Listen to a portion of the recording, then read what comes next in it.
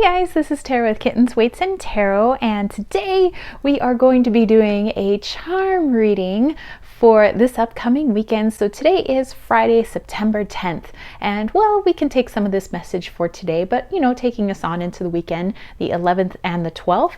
And some people have requested that I use more of my charms. A lot of people are interested in charms that I have because they're kind of different and quirky. I have pogs in here. I have like little toys and bits and bobs and letters and numbers, and people seem to like it. So let's go ahead and dive into that reading.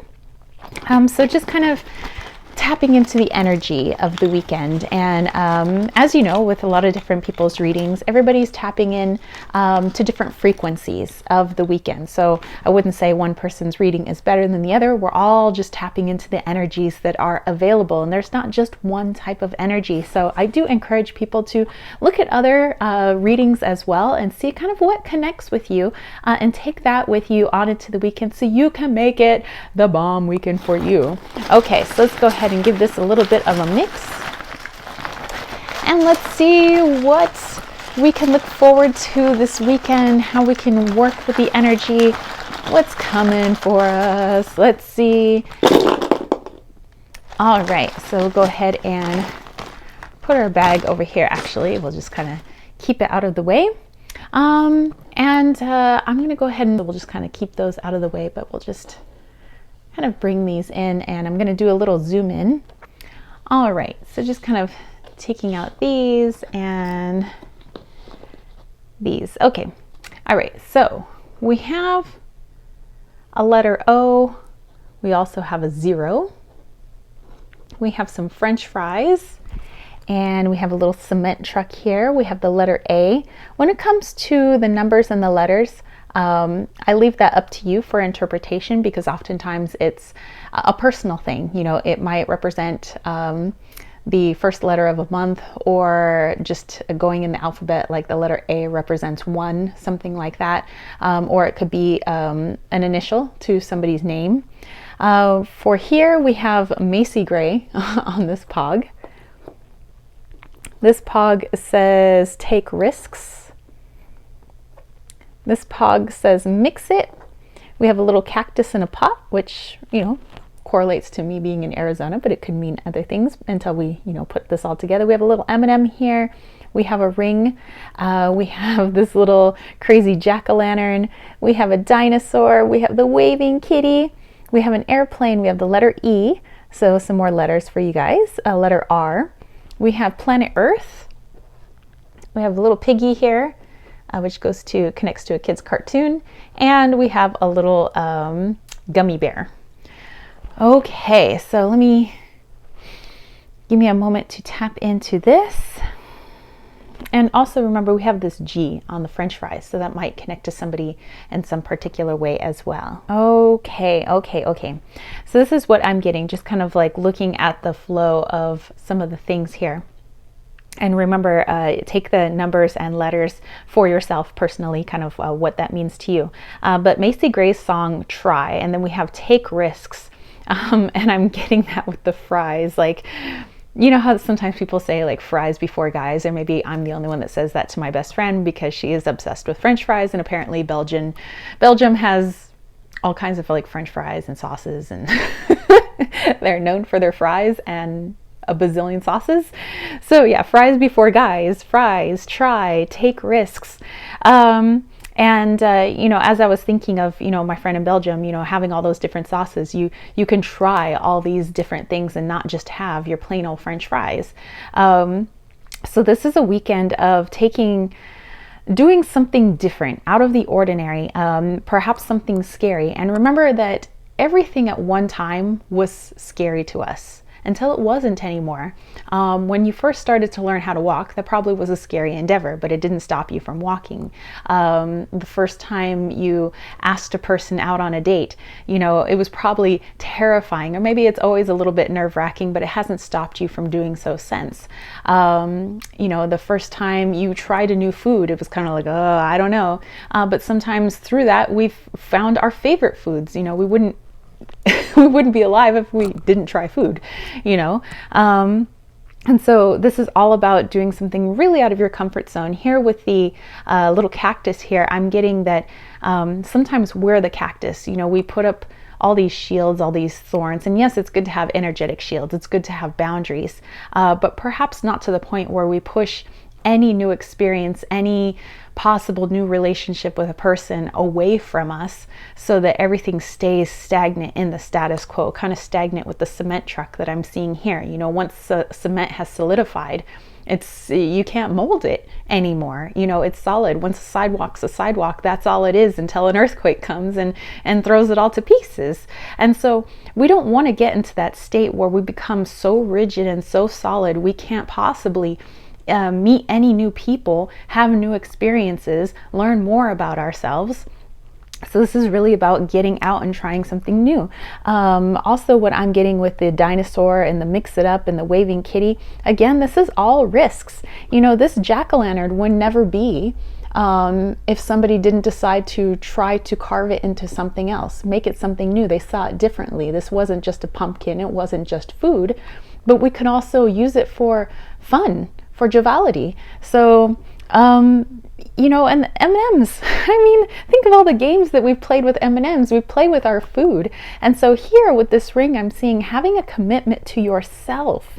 To be committed to yourself means to offer yourself new experiences, trying new things that, you know, might be a little scary, uncomfortable, it might bring up some shadows, but that's good because you want to work through those shadows. You want to get past them so that you can grow, so that all of a sudden you're like, oh wow, a whole new world has opened up to me, you know, a la Ariel, a whole new world. No, wait, that's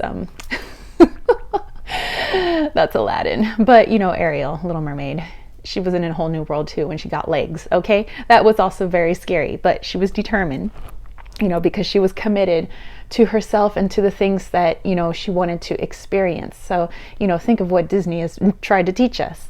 Here with the waving kitty, you know, being that light, I see that as your higher self, you know, kind of waving the ships in, you know, when it seems bleak, when it seems like we might hit shore, it cause a disaster, but your higher self is always there saying, hey, all you have to do is look at me, look to your higher self. I'll guide you in the right direction. You know, I'll make sure that you're safe. You're always safe. You might feel uncomfortable. Things might get a little weird emotionally, but you're never unsafe. You know, your higher self is here to protect you and guide you as long as you are connected to that higher self here. And I'm also seeing possibly some physical travel, maybe not on an airplane, but maybe so. Or maybe some of you guys are driving cross country or possibly to just another part of the city that you've never been to. Case in point, my friend Steph out in Belgium has rarely gone to Brussels, and she lives in Belgium. And that's like one of the largest cities in Belgium.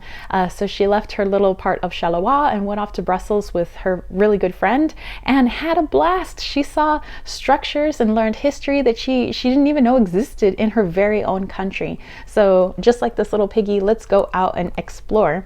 And with this little gummy bear, I'm just seeing it being an act of self-love. This is something sweet that you can do for yourself. So for this weekend, this coming in real strong here is that you need to take some risks. Try something different. Fries before guys. Try the different sauces. Don't let yourself become rigid as dried cement.